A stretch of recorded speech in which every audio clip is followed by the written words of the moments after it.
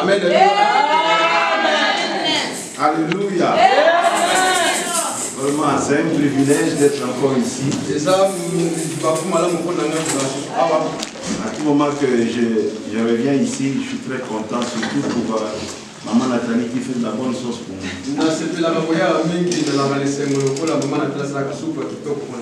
Vraiment, ça serait un plaisir de revenir.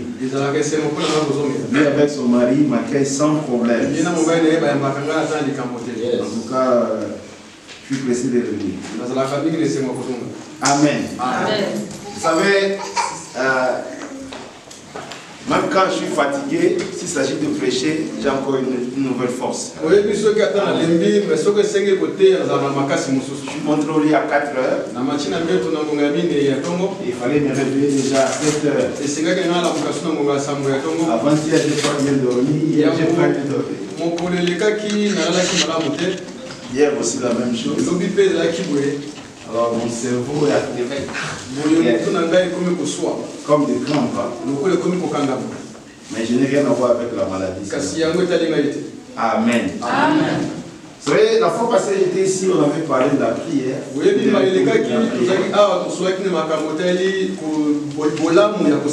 Les avantages de la prière. C'est tout le temps bien et bon et très bon de prier.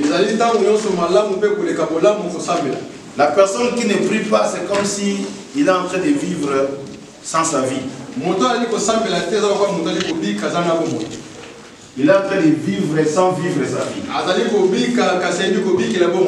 Souvent, nous jetons notre regard dans le matériel. Nous pensons que avoir le matériel, c'est avoir la vie.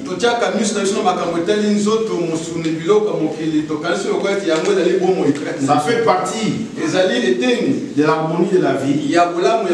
Mais ce n'est pas la vie. La vie, c'est spirituel. Alléluia. La vie n'est pas dans le matériel. Ce sont les hommes qui ont fabriqué des maisons, construit des maisons, des voitures, des matériels. Parce qu'ils ont la vie et ils ont fabriqué. Et quand un homme est mort, on dit on trouve son corps sans vie. On a retrouvé le corps de celui-là sans vie. Parce que la vie n'est pas physique. Alors celui qui ne prie pas, il vit sans vivre. Alléluia. Amen. Alléluia.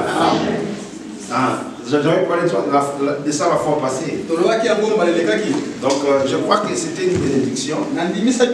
Papa Papi a mis ça sur YouTube, j'ai vu.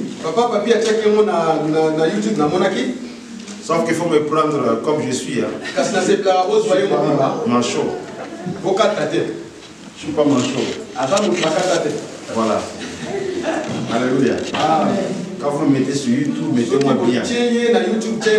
Parce que vous vendez mon image, il faut le faire bien. Amen. Mais ce matin, je vais t'amener sur un autre camp de choses. Par le Saint-Esprit, je vais t'aider à comprendre un mystère que tu ignores. Dans mon ministère, ça c'est un thème capital. Oui, le thème que je vais parler et toucher ce matin,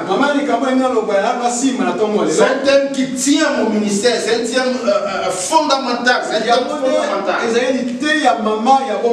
Partout où j'y vais, je parle de ça comme jamais. Quand je parle de ce thème-là, je mets toute mon attention, toute mon énergie, toute ma connaissance et tout ce que j'ai à faire. Suivez-moi très bien.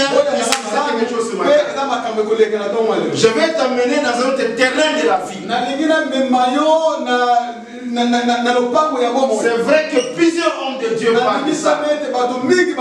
Il y a des messages concernant ce thème. À chacun de nous, la grâce est différente. Tout homme de Dieu a sa grâce. Moi aussi, j'ai reçu une révélation concernant le thème en question. La raison pour laquelle je vais toucher ça, t'amenant sur un autre corps de choses. Ce matin, je parlerai de la foi. De la foi. De la foi. Alléluia. Amen. Votre amen est trop petit. Aidez-moi. Alléluia. J'ai juste mangé 4 morceaux de chouan hier. J'ai encore la force. Je peux vous parler pendant 3 heures. Répondez-moi très bien. Amen. Amen. Amen. Amen. La foi. La foi. La foi. La foi.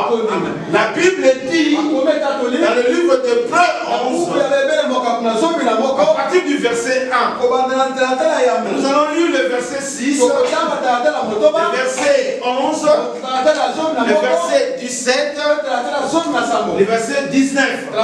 Mais le verset 1, le verset 1 définit la foi. Il dit la foi, c'est une ferme assurance des choses qu'on espère, une démonstration de celles qu'on ne voit pas. Je ne vois pas encore la chose, mais je démontre que j'ai la foi et je reste ferme dans ma démonstration. Tu es sorti de ta maison ce matin, tu as fermé la maison, tu es sûr que la porte de la maison est fermée, tu es certain que personne n'entrera dans ta maison parce que la porte est fermée. Peu importe le vent qui va frapper sur ta porte, tu sais et tu le sais très bien que ta maison est fermée.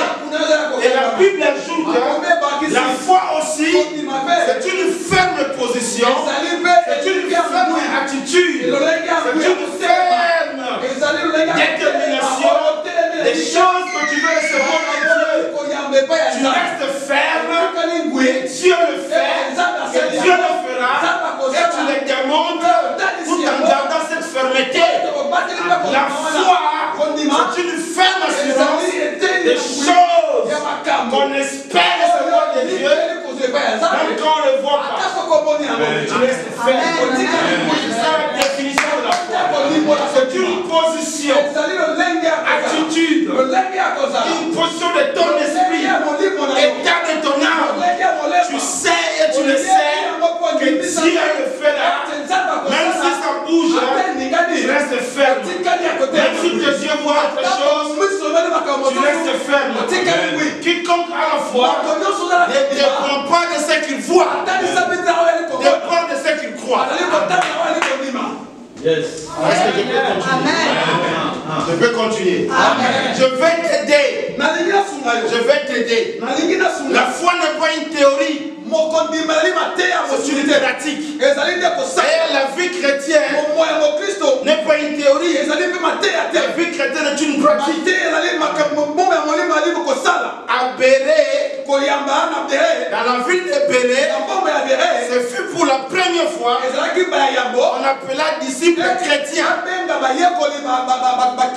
Chrétien signifie les gens qui se comportent comme Christ. Être chrétien, c'est un comportement. Amen. Amen. Amen. Amen. Amen. Le christianisme est tordu. Les hommes de Dieu sont en train de tordre le christianisme. Les hommes de Dieu ont changé l'évangile. À cause de leur pauvreté, ils ont amené l'apostasie dans l'église. Ils ont détruit l'œuvre de Dieu. Ils ont changé l'image du christianisme. Le christianisme, c'est démontrer Christ. Quand quelqu'un regarde les chrétiens, il doit trouver le langage positif des choses. Aujourd'hui, les chrétiens sont plus positifs. Ils sont négatifs face aux difficultés de la vie, face aux problèmes. Vous savez, la vie est composée du haut et du bas. Vous êtes d'accord avec moi? La vie est composée du haut et du bas. Aujourd'hui, ça va, demain, ne peut ne pas aller. Ça fait partie de la vie. Mais un chrétien chrétien, c'est quelqu'un qui ne bouge pas. Malgré le haut et le bas. Amen. Jésus était dans la barque. Le vent a soufflé. Les disciples ont tremblé à cause du vent. Mais Jésus a dit, gens de peu de foi, pourquoi avez-vous peur? La foi, c'est quelqu'un qui sait avoir une position ferme. Je vois bien le vent souffler dans la barque, mais ça ne m'intéresse pas. Ce qui m'intéresse, c'est que rien ne va arriver. Jésus dormait pendant que le vent soufflait. Quand les disciples tremblaient, Jésus a dit, gens de peu de foi, pourquoi avez-vous peur? Vent, tais-toi. Amen. Jésus a dit ça par la foi. Il croyait que le vent ne pouvait rien faire. Je vais te dire simplement, Dieu est venu sur terre pour remplir ce que Dieu, la mission que Dieu t'a envoyée. Même s'il y a des barricades, crois que tu vas arriver.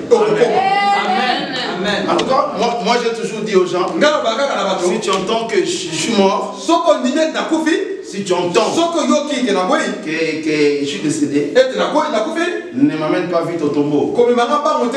Plus seulement je vais revenir à la vie. Lisons Hébreux chapitre 11. Verset 6. Lisons le verset 6, le verset 11 aussi. Et le verset 19. Écoute, le verset 6 nous dit ceci. Le verset 6 nous dit ceci.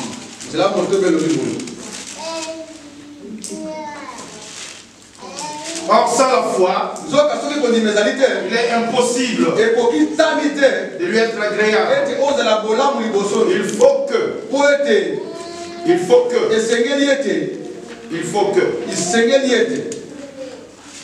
Car il faut que celui qui s'approche de Dieu croit